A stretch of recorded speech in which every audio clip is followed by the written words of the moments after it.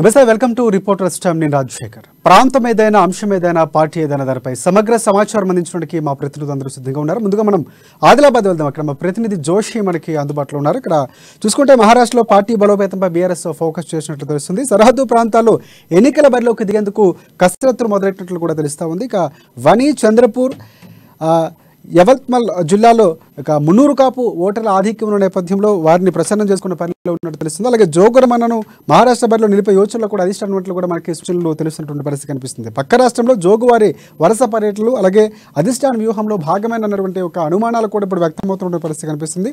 స్థానికంగా ప్రత్యామ్నాయ అభ్యర్థులు ఎవరైనా కూడా చర్చ కూడా జరుగుతుంది. మొత్తాన్ని దీనికి సంబంధించినటువంటి పూర్తి అప్డేట్స్ అందిస్తారు. జోషి, చెప్పండి. Good evening Rajasekhar.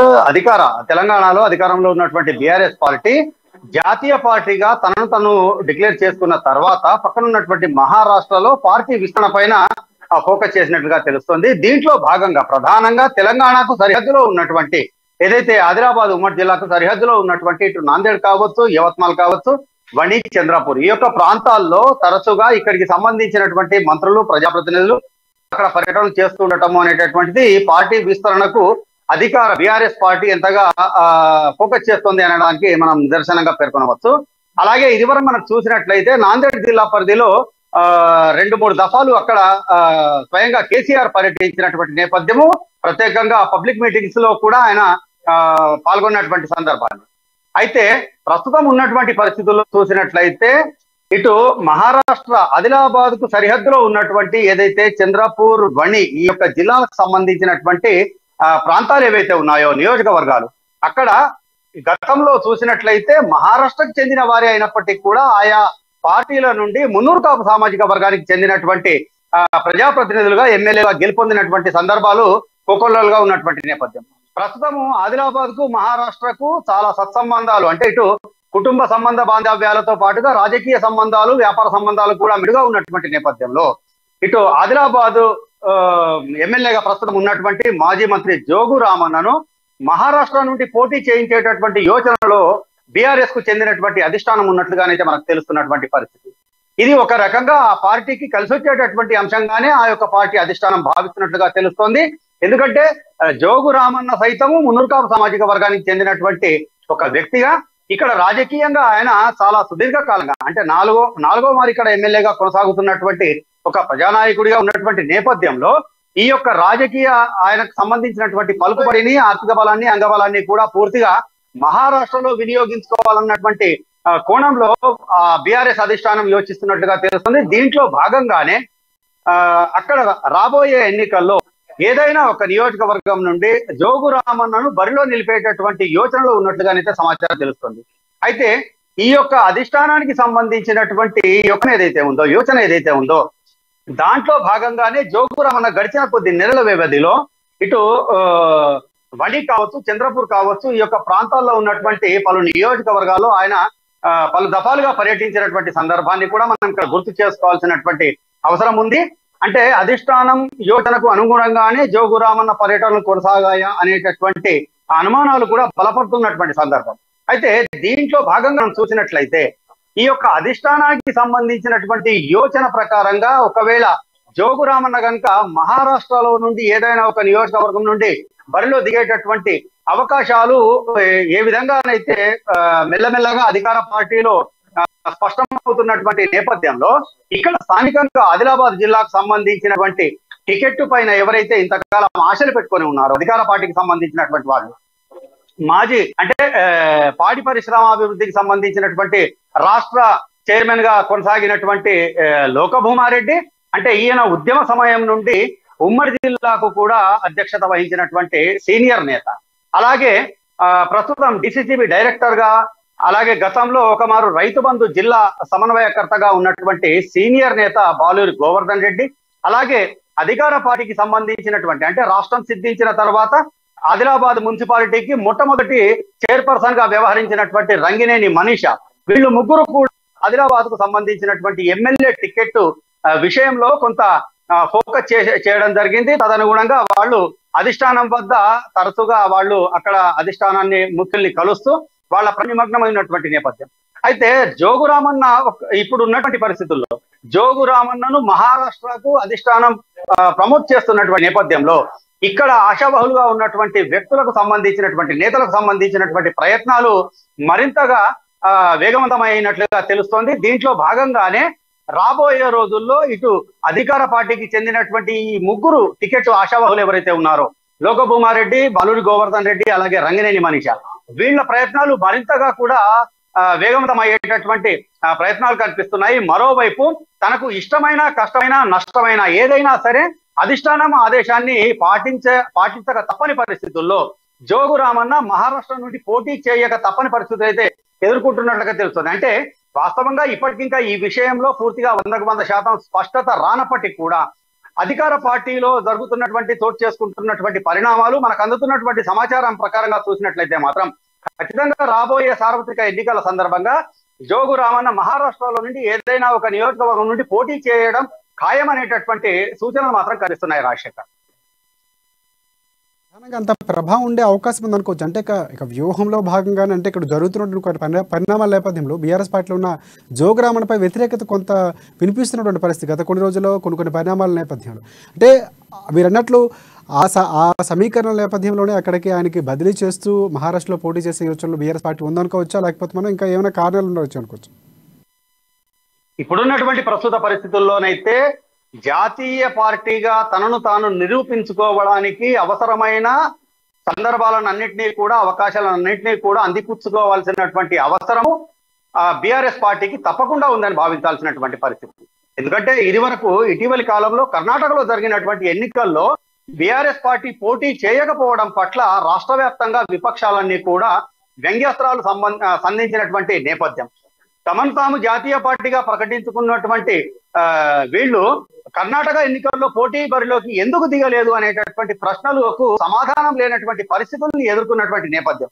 అయితే ఈ పరిస్థితుల్లో అంటే ఇదివరకు చూసినట్లయితే కర్ణాటకలో బీఆర్ఎస్ పార్టీకి సంబంధించినటువంటి పర్యటనలు పార్టీకి విస్తృతపరిచేటటువంటి చర్యలు ఏమీ చేపట్టనప్పటికీ మహారాష్ట్రలో మాత్రం అవి ఇదివరకే కొనసాగినటువంటి నేపథ్యాన్ని చూసినట్లయితే రాబోయే ఎన్నికల్లో ఇక్కడ పోటీ చేయడము ఖాయమనేటటువంటి సూచనలు కనిపిస్తున్నాయి. అయితే ఇదే క్రమంలో చూసినట్లయితే రెండు విధాలుగా పార్టీకి మేలు చేకూర్చేటటువంటి అంశంగానే జోగు రామన్నను మహారాష్ట్రకు పంపించి అక్కడ పోటీ చేయించేటటువంటి దిశగా ఆ పార్టీ అధిష్టానం యోచిస్తున్నట్లుగా తెలుస్తోంది. ఒకవైపు స్థానికంగా జోగు రామన్న ప్రజా వ్యతిరేకత దిశగా అడుగులు ఇదివరకే పడ్డటువంటి నేపథ్యం.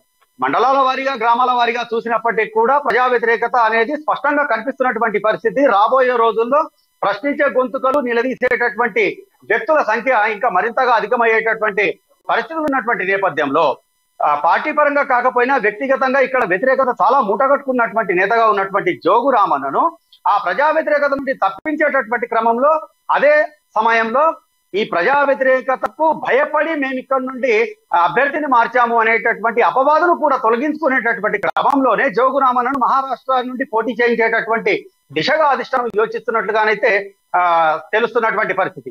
ఇదే కనుక జరిగినట్లయితే జోగు రామన్న అక్కడ పోటీ చేసేటటువంటి క్రమంలో మహారాష్ట్రకు చెందినటువంటి ఓటర్లు ప్రజలు right, thanks for updates Joshi. Next మనం నల్గొండ వెళ్దాం. నల్గొండలో మా ప్రతినిధి కిరణ్ మనకి అందుబాటులో ఉన్నారు. అక్కడ ప్రధానంగా చూసుకుంటే కోమటిరెడ్డి వెంకటరెడ్డి అలాగే గుత్తా సుఖేందర్ మధ్య ఆ మాటల యుద్ధం ఉన్నటువంటి పరిస్థితి కనిపిస్తుంది. మాటల యుద్ధం నేపథ్యంలోనే వీరి మధ్య డైలాగ్స్ వార్ అనేది తారాస్థాయికి చేరుకుంది. ప్రెస్ మీట్లో ఇరువురు నేతలు కూడా హీట్ ఎక్కిస్తున్నటువంటి పరిస్థితి. ఒకరిపై ఒకరు దుమ్మెత్తి పోసుకుంటూ గుత్తా సుఖేందర్ రెడ్డి చెల్లని రూపాయి అంటూ వెంకటరెడ్డి అంటే అదే రీతిలో వెంకటరెడ్డి మతిస్థిమితం కోల్పోయి మాట్లాడుతున్నారంటూ గుత్తా సుఖేందర్ రెడ్డి వ్యాఖ్యానించినటువంటి పరిస్థితి కనిపిస్తుంది. ఈ నేపథ్యంలో రాజకీయ పరిణామాలను వేడెక్కుతున్నటువంటి పరిస్థితి. దీనికి సంబంధించిన అప్డేట్స్ ఏంటి కిరణ్ చెప్పండి. రాజశేఖర్, ఇక నల్గొండ జిల్లా విషయానికి వచ్చినట్టయితే గత 2-3 రోజుల నుంచి ఏదైతే ఉచిత విద్యుత్ కరెంటు పైన నడుస్తున్నటువంటి బీఆర్ఎస్ కాంగ్రెస్ మధ్య ఆధిపత్య పోరులో ఈ రోజు గుత్తా సుఖేందర్ రెడ్డి నల్గొండ జిల్లాలో ఉదయం ప్రెస్ మీట్ పెట్టి ఇటు రేవంత్ రెడ్డితో పాటు కోమటిరెడ్డిని విమర్శించడం జరిగింది. రేవంత్ రెడ్డి ఒక కలర్లు వేసుకుని బండ్లకు నెంబర్లు వేసుకున్న స్థాయికి వెళ్ళి వచ్చి ఇప్పుడు మాట్లాడుతున్నాడని, అదే విధంగా కోమటిరెడ్డి వెంకటరెడ్డి మతిస్థిమితం కోల్పోయి మాట్లాడుతున్నాడని, 83 ఏళ్ల ఖర్గేను వాళ్ళు కాంగ్రెస్ పార్టీ అధ్యక్షుడిగా పెట్టుకొని ఏదైతే విద్యుత్ శాఖకు ఉన్నటువంటి రఘుమారెడ్డి ఏదైతే 75 సంవత్సరాలలో వీళ్ళు వారికి పోలికిందని కూడా ఆయన విమర్శించడం జరిగింది. అయితే దీనికి కౌంటర్ గా కోమటిరెడ్డి వెంకటరెడ్డి ఈ రోజు నల్గొండలో పర్యటించడం జరిగింది. పర్యటించి అందరం మీడియాతో మాట్లాడుతూ గుత్తా సుఖేందర్ లాంటి చెల్లని రూపాయే అతను ఒక పొద్దుతిరుగుడు పువ్వు అని ఉసరం వెళ్ళి అని ఒక వ్యంగ్యాస్త్రాలతో అతను ఎద్దేవా చేయడం జరిగింది. తాను నిలబడ్డ నల్గొండలో అతని పైన నేను గతంలో టీడీపీగా అతను పోటీ చేసి నేను గెలిచానని, అతను పొద్దున పార్టీ పొద్దు సాయంత్రం ఒక పార్టీ మారే గుణం గల వ్యక్తి అని, తాను 2 సార్లు పార్లమెంట్ గా అభ్యర్థిగా తాను గెలిపించినప్పటికీ ఆ విశ్వాసం లేకుండా గుత్తా సుఖేందర్ రెడ్డి తనపై విమర్శలు చేయడం సిగ్గు చేయడం కూడా కోమటిరెడ్డి వెంకటరెడ్డి అదే స్థాయిలో విమర్శించడం జరిగింది. అయితే గత కొద్ది సంవత్సరాలుగా కూడా ఇటు సుఖేందర్ రెడ్డి కోమటిరెడ్డి వెంకటరెడ్డి మధ్య ఎప్పుడు కూడా ఇలాంటి వివాదాస్పద వ్యాఖ్యలు చేయడం, ఒకరిపై ఒకరు తిట్టుకోవడం పొరపాటుగా మారినప్పటికీ 2 రోజుల నుంచి ఏదైతే తెలంగాణలో రేవంత్ రెడ్డి చేసిన వ్యాఖ్యల పట్ల ఇటు బీఆర్ఎస్ కావచ్చు, ఇటు కాంగ్రెస్ కావచ్చు, ఒకరిపై ఒకరు గతంలో వైఎస్ రాజశేఖర రెడ్డి ప్రభుత్వంలో ఉచిత విద్యుత్ 24 గంటలు అందించాం ఒక పక్క కాంగ్రెస్ నాయకులు చెప్పుకుంటే, తెలంగాణ రాష్ట్రం సిద్ధించాక తెలంగాణ రైతులకు అదే విధంగా తెలంగాణలో 24 గంటల కరెంటు, నాణ్యమైన కరెంటు అందించే ఘనత ముఖ్యమంత్రి కేసీఆర్ కి దక్కుతుంది. టీఆర్ఎస్ ఇటు కాంగ్రెస్ రోజు గత 3 రోజులుగా కార్యక్రమాలు కూడా విస్తృతంగా నిర్వహించడం జరిగింది. ఈ రోజు ఆయన నల్గొండలో గుత్తా సుఖేందర్ రెడ్డి మాట్లాడుతూ తెలంగాణలో నాణ్యమైన విద్యుత్ అందిస్తున్న ఏకైక ప్రభుత్వం దేశంలోనే కేసీఆర్ ప్రభుత్వం అని, కేసీఆర్ పైన ఇటు రేవంత్ రెడ్డి కావచ్చు, కోమటిరెడ్డి కావచ్చు, నిన్న కోమటిరెడ్డి వెంకటరెడ్డి బండ సోమారంలో ఒక సబ్ స్టేషన్ సందర్శించి అక్కడ ఉన్నటువంటి లాగ్ బుక్ ఏదైతే విద్యుత్ అధికారులు మెయింటైన్ చేస్తారో ఆ బుక్ ను చూసి కేవలం ఇక్కడ 10 నుంచి 13 గంటల కరెంటు మాత్రమే అందిస్తున్నట్టు రికార్డ్ లో ఉందని, కానీ తెలంగాణ ప్రభుత్వం 24 గంటల కరెంట్ అందిస్తుందని తప్పుడు సమాచారం ఇస్తూ రైతులను మోసం చేస్తుందని, మరోసారి కాంగ్రెస్ ప్రభుత్వాన్ని గెలిపించినట్టయితే మేము నాణ్యమైన విద్యుత్ అందిస్తామని, మీరు కనుక 24 గంటల కరెంటు అందించినట్టయితే తాను రాజీనామాకు సిద్ధమని ఇటు కోమటిరెడ్డి వెంకటరెడ్డి కేటీఆర్ కూడా సవాల్ విసరడం జరిగింది. ఇలా ఒకరిపై ఒకరు ఆరోపణలు చేసుకుంటూ సవాళ్లు విసురుకుంటూ గత 2-3 రోజులుగా ఏదైతే ఉచిత విద్యుత్ పైన ఇటు రేవంత్ రెడ్డి కావచ్చు, కోమటిరెడ్డి వెంకటరెడ్డి, అదేవిధంగా కాంగ్రెస్ నాయకులు ఇటు రైట్. ఇక్కడ రేవంత్ రెడ్డి వెంకటరెడ్డి గుత్తా సుఖేందర్ రెడ్డి ఎవరైతే ఉన్నారు ఇద్దరు జరగడానికి కారణం మీరు అన్నట్లు తెలంగాణకి సంబంధించినటువంటి కరెంట్ ఇష్యూపై ఏదైతే రేవంత్ రెడ్డి మాట్లాడారో ఇక్కడ తానా సభలో కొన్ని సందర్భాలు ఆయన మాట్లాడే మాటలే కారణం అనుకోవచ్చు, లేకపోతే మరే కారణాలు అయి ఉండే అవకాశం అనుకో ఉందా? అయితే వీరిద్దరి మధ్య ఇప్పుడే కాదు, వీళ్ళు గతంలో కోమటిరెడ్డి వెంకటరెడ్డి కాంగ్రెస్ గా టీడీపీ నుంచి గుత్తా సుఖేందర్ రెడ్డి ఒక పర్యవేక్షణలో జరిగింది. ఆ ఎన్నికల్లో కోమటిరెడ్డి వెంకటరెడ్డి విజయం సాధించడం జరిగింది. అయితే ఈ యొక్క ఎన్నికల్లో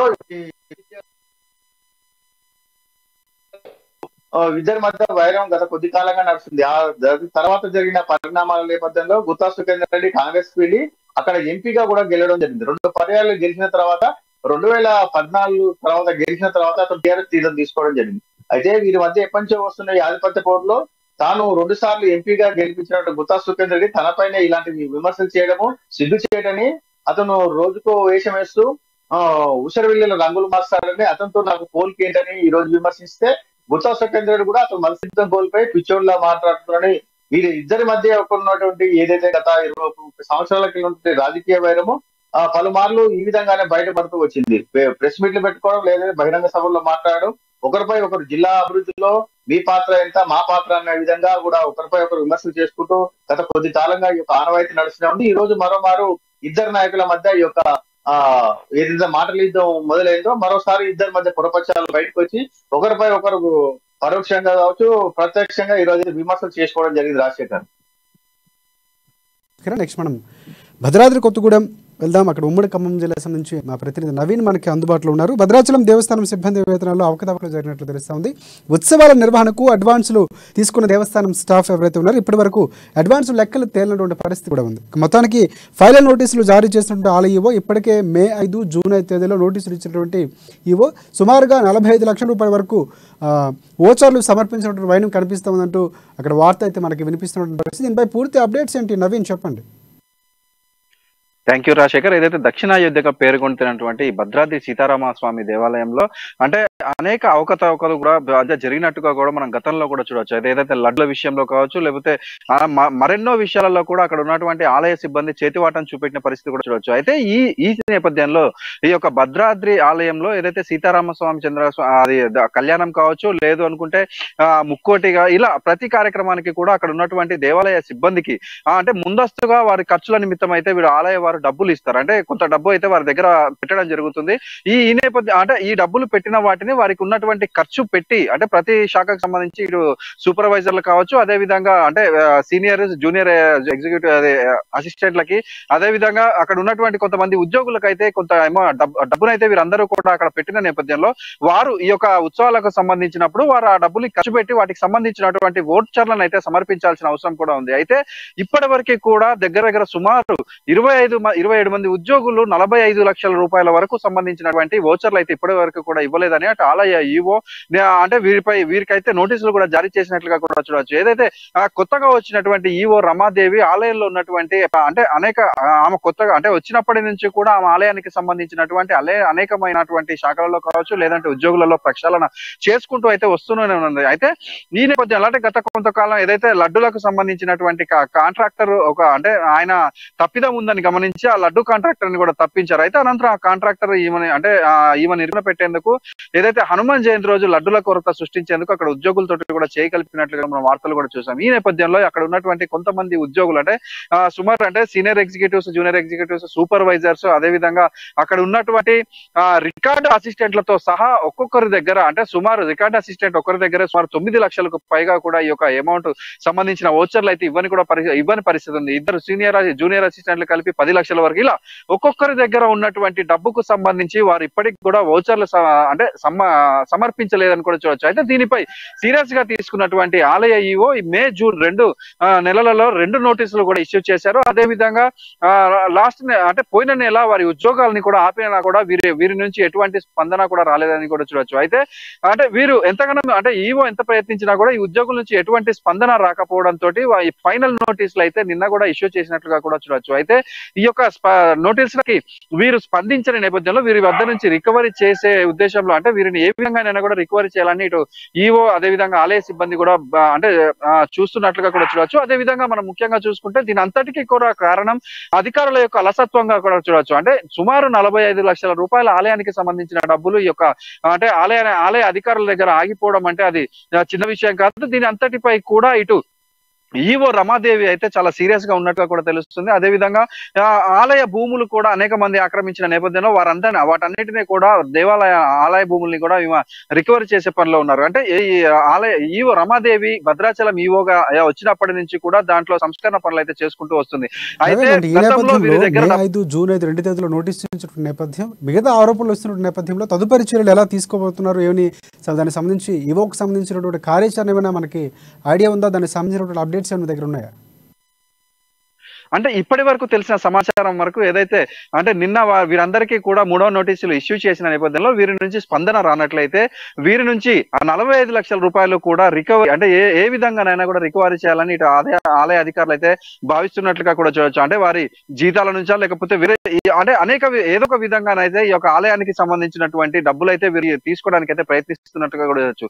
కానీ ఆ ఈవో మాట్లాడుతూ ఈ విధంగా ఆలయ అధికారులు ఇప్పటికీ కూడా వోచర్లు సమర్పించకపోవడం అయితే చాలా అంటే పెద్ద తప్పిదంగానే చెప్తున్నట్లు పరిస్థితి కూడా ఉంది. ఎందుకంటే ఇది ఏదైతే ఈ ఉత్సవాలు జరిగిపోయిన కొన్ని రోజుల్లోనే ఈ యొక్క ఆలయ అంటే ఈ వోచర్లు అయితే సమర్పించాల్సి ఉండగా ఇప్పటికీ కూడా అంటే అంటే చాలా రోజులు గడుస్తున్నా కూడా ఇప్పటికీ కూడా ఈ యొక్క వోచర్లు సమర్పించకపోవడం వలన ఉద్యోగులు ఇంకా మరికొంతమంది కూడా కరెక్ట్ అయ్యే పరిస్థితి కాబట్టి ఇప్పుడు ఏదైతే 27 మంది ఉద్యోగులపై ఏదో ఒక చర్య తీసుకుంటేనే తదుపరి ఎవరు కూడా వేరే ఉద్యోగులు కూడా ఇటువంటి చర్యలకు పాల్గొనారని వీరందరూ కూడా భావిస్తున్న పరిస్థితి ఉంది. Rajasekhar, thanks for updates. Next మనం కరీంనగర్ వెళ్దాం. అక్కడ మా ప్రతినిధి శ్రీకాంత్ మనకి అందుబాటులో ఉన్నారు. ఇక్కడ కరీంనగర్లో కాంగ్రెస్ శ్రేణులు నిరసన దీక్ష చేస్తున్నటువంటి పరిస్థితి కనిపిస్తుంది. మాజీ మంత్రి ఎంఎస్ఆర్ మనోడు ఎవరైతే ఉన్నారో మేనని రోహిత్ రావు ఆధ్వర్యంలో అక్కడ దీక్ష చేస్తున్నటువంటి పరిస్థితి. ఇక గంగుల కమలాకర్ అలాగే బీఆర్ఎస్ సంబంధించిన నేతలు దౌర్జన్యంగా దాడులు చేస్తున్నారంటూ ఇక దాడులకు పాల్పడని కూడా రోహిత్ రావు ఖండించినటువంటి పరిస్థితి కనిపిస్తుంది. ఇదే జరిగితే కనుక వారు హెచ్చరికలు కూడా కొన్ని జారీ చేశారు. మంత్రి దిష్టిబొమ్మకు చెప్పులు దండ వేసి ఉరి తీస్తామంటూ కూడా హెచ్చరించినటువంటి పరిస్థితి కనిపిస్తుంది. దీనిపై పూర్తి అప్డేట్స్ ఏంటి శ్రీకాంత్ చెప్పండి.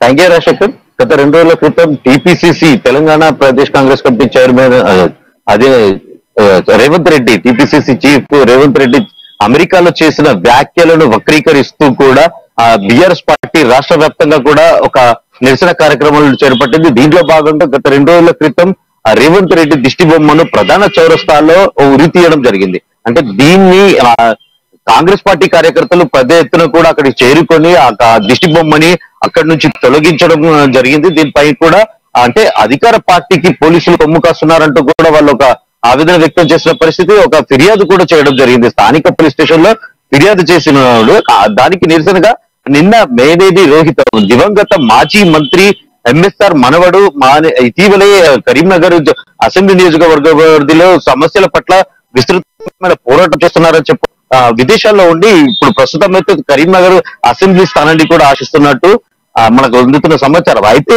తాను ఇక్కడున్న సమస్యలపై గత 6 నెలలుగా కూడా పోరాటాన్ని ఉధృతం చేశారు.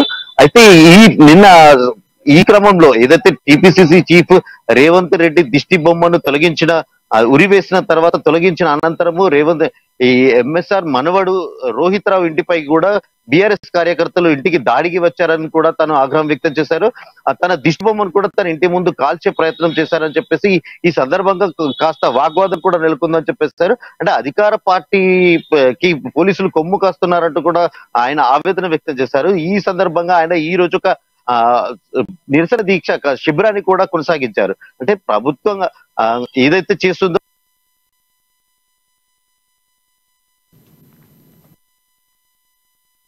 కూడా ఆయన నిరసన దీక్షలో మనం విజువల్స్ లో చూడొచ్చు. దీక్ష మాత్రం కంటిన్యూ చేశారు. అంటే గంగుల కమలాకరు తమ నాయకుడి రేవంత్ రెడ్డికి ఉరి వేయడాన్ని జీర్ణించుకోలేని రోహిత్ రావు ఒక సవాల్ కూడా విసిరారు మంత్రికి. అయితే ఒకవేళ ఇలాంటి దాడులు పునరావృతం అయితే మాత్రం భవిష్యత్తులో గంగుల కమలాకర్ కు తగిన బుద్ధి చెప్తామంటూ కూడా ఆయన ఒక హెచ్చరికలు జారీ చేశారు. చెప్పుల దండ వేయడమే కాదు, తనను అదే వీధిలో ఏదైతే ప్రధాన చౌరస్తాలో తనకు ఉరి వేయడం కూడా జరుగుతుందని చెప్పేసి ఒక అల్టిమేటం కూడా జారీ చేసిన పరిస్థితి కరీంనగర్ లో కాస్త రాజకీయ హాట్ గా కనిపిస్తుందని చెప్పుకోవచ్చు. Rajasekhar, thanks for update Srikanth. Next మనం మెదక్ వెళ్దాం. మెదక్లో మా ప్రతినిధి సునీల్ మనకి అందుబాటులో ఉన్నారు. ఇక్కడ ఆందోళన బీఆర్ఎస్లో టికెట్ల వేడి కొనసాగుతుంది. ఇక్కడ గులాబీ టికెట్ కోసం పోటీలు పడుతున్నటువంటి పరిస్థితి. ఆశావాహుల నుంచి ఎమ్మెల్యే క్రాంతి కిరణ్కు పోటీ, అలాగే ఈసారి టికెట్ తనకే ఇవ్వాలంటూ కూడా టీజీఓ చెప్తున్నటువంటి పరిస్థితి కనిపి అధిష్టానంతో మంత్రాలు జరుపుతున్నటువంటి వైద్యనాథ్, అలాగే మరికొంతమంది కూడా టికెట్లు ఆశిస్తున్న నేపథ్యంలో వారి యొక్క సేవా కార్యక్రమాలు కూడా ముందుకు తీసుకువెళ్తూ ప్రజల్లో ఉండే ప్రయత్నం చేస్తున్నారు. దీనిపై అప్డేట్స్ ఏంటి చెప్పండి సునీల్.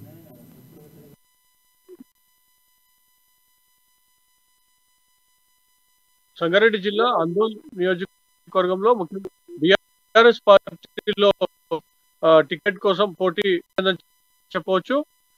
రైట్, ఇక్కడ ఆందోళనకు సంబంధించి బీఆర్ఎస్ లో ఒక అలజడి అయితే మొదలవుతున్న పరిస్థితి కనిపిస్తుంది. మరికొన్ని రోజులు ఎన్నికలు ఉన్న నేపథ్యంలో టికెట్ల వేడి రగడ మొదలవుతుంది. నాకంటే నాకు కావాలంటూ వారి యొక్క పంతాలో వారు విస్తృతంగా ప్రజల్లోకి వెళ్ళి కార్యక్రమాలు, సేవా కార్యక్రమాలు చేస్తున్నటువంటి పరిస్థితి కనిపిస్తుంది. ఇక ఆశావాహుల్లో ఎమ్మెల్యే క్రాంతి కిరణ్కు పోటీ గట్టిగా ఉన్నట్లయితే కనిపిస్తుంది. ఈసారి టీజీఓ తనకే టికెట్ ఇవ్వాలంటూ ఒక పక్క అంటూ ఉంటే, అలాగే డాక్టర్ వైద్యనాథ్ కూడా టికెట్ కోసం పోటీ పడుతున్న పరిస్థితి కనిపిస్తుంది. ఇప్పటికే సేవా కార్యక్రమాలతో ప్రజలకు వైద్యనాథ్ చేరువైనటువంటి పరిస్థితి కూడా కనిపిస్తుంది. మొత్తానికి అక్కడ టికెట్ల కోసం ఒక యుద్ధం అయితే మాత్రం జరుగుతున్నటువంటి పరిస్థితి కనిపిస్తుంది. ఎవరికి ఇస్తారు అయితే ఇప్పటికే కేసీఆర్ పూర్తి అంచనాలతో వెళ్తున్నటువంటి పరిస్థితి, సిట్టింగ్లకు ఇస్తాం, ఉన్నటువంటి సర్వేలు కూడా అంచనా వేసుకున్నటువంటి పరిస్థితి కనిపిస్తుంది. ఎస్, అప్డేట్స్ ఏంటి చెప్పండి సునీల్.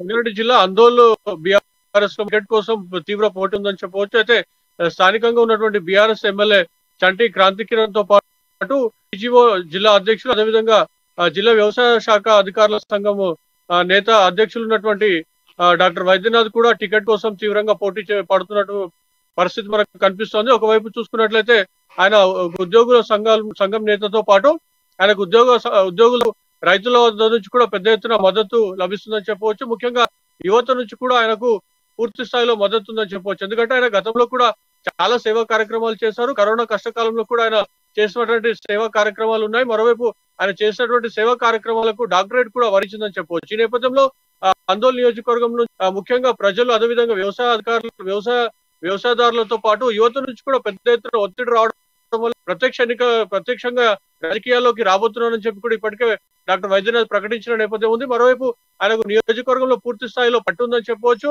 పేద విద్యార్థులకు ఎవరైతే చదువుకోవడానికి డబ్బులు లేకుండా ఉన్నటువంటి విద్యార్థులు కానివ్వండి, యువతకు ఆయన చేరదీసి సొంతంగా నిధులు వెచ్చించి వారందరికీ కూడా విద్యాభ్యాసం నేర్పే పరిస్థితి. మరోవైపు పాఠశాల పునఃప్రారంభమైన నేపథ్యంలో ఆందోళన నియోజకవర్గంలో ఆయన ప్రతి పాఠశాలను పరిశీలిస్తూ అక్కడ ఉన్నటువంటి స్థానికంగా ఉన్నటువంటి పేద విద్యార్థులను గుర్తించి వారికి కావాల్సిన మౌలిక వసతులు కూడా ఆయన కల్పించడం జరుగుతా ఉంది. ఈ నేపథ్యంలో నియోజకవర్గం మొత్తంగా కూడా వైద్యనాథ్ చుట్టేస్తున్నారని చెప్పవచ్చు. ఈ నేపథ్యంలో బీఆర్ఎస్ లోని అసమ్మతి నేతలు కూడా డాక్టర్ వైద్యనాథ్ తో టచ్ లో ఉన్నట్టుగా కూడా మనకు రైట్ సునీల్, మీరు చెప్తున్నట్టు ఇన్ని సేవా కార్యక్రమాలతో ఆయన ముందుకు వెళ్తున్నటువంటి నేపథ్యం పూర్తిగా రాజకీయ వ్యూహానికి సంబంధించినటువంటి అన్ని కూడా రెడీ చేసుకున్న ఆయుధాలను కూడా రెడీ చేసుకున్న నేపథ్యంలో టికెట్ ఆయనకు వచ్చే అవకాశాలు ఎక్కువ ఉన్నాయనుకోవచ్చు. ఒకవేళ మనం మాట్లాడుకున్నట్టు క్రాంతికిరణ్కు పోటీ ఎక్కువ అవకాశం ఉందనుకోవచ్చు. టికెట్ వచ్చే అవకాశాలు కనిపిస్తున్నాయి.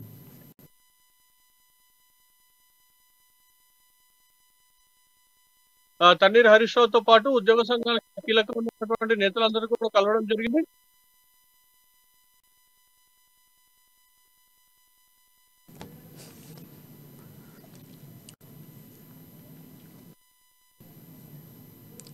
Right, thanks for updates Sunil.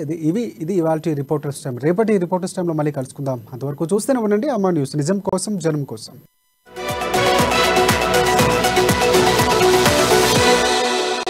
అమ్మ